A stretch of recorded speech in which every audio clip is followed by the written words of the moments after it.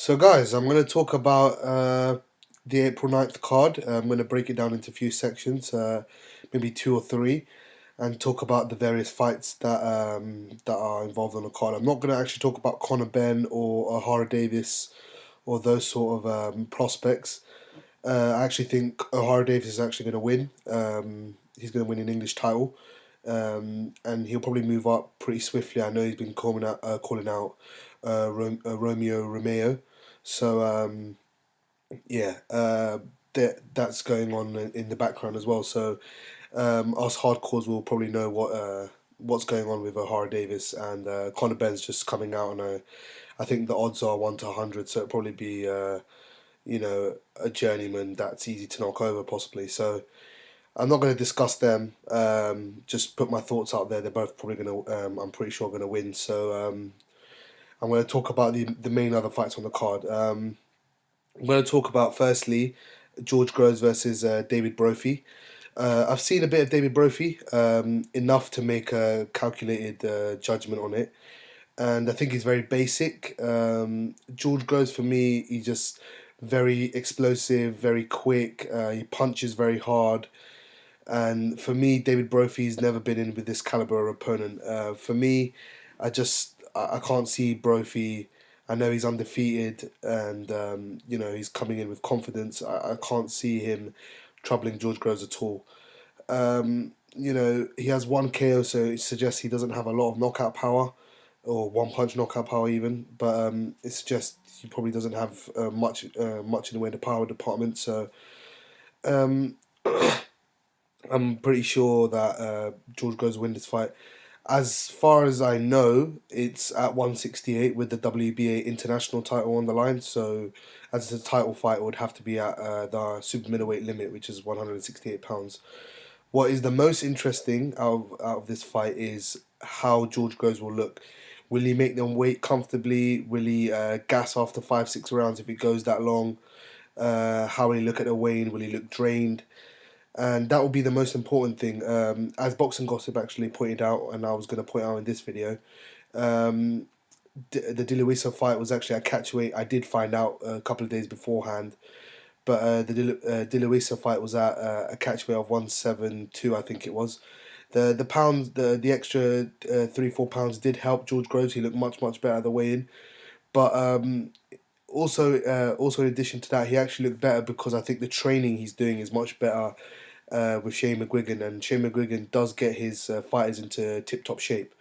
So it will be interesting to see how he does turn out at the weigh-in. Hopefully he's not drained.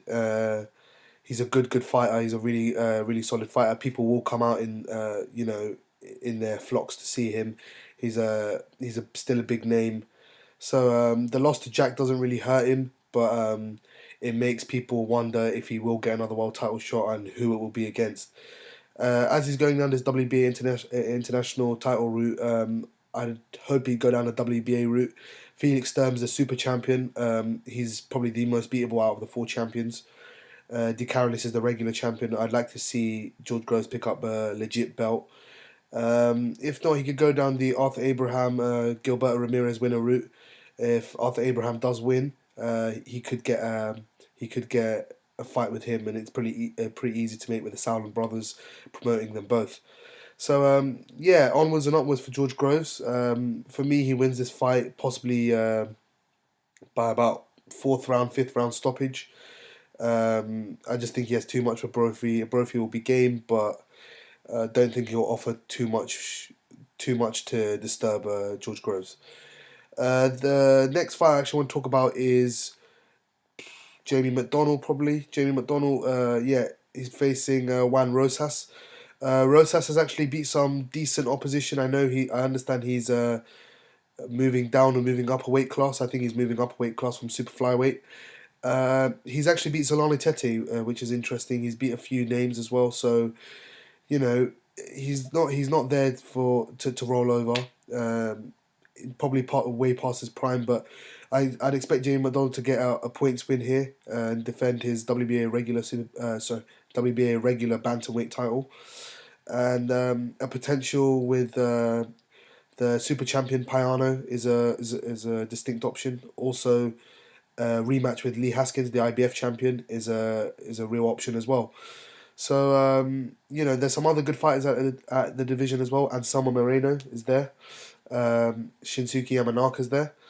Zolani Tete's recently moved up to bantamweight, so he has a lot of options there. And for me, Jamie is very, very, very underrated. He's a superb fighter. For me, he's top five pound for pound in the UK. Maybe because of his weight class, or maybe because he's a very unfashionable fighter. He doesn't speak a lot. He's just very, down to earth sort of guy. Uh, he's very respectful of his opponents. He keeps his mind on the job.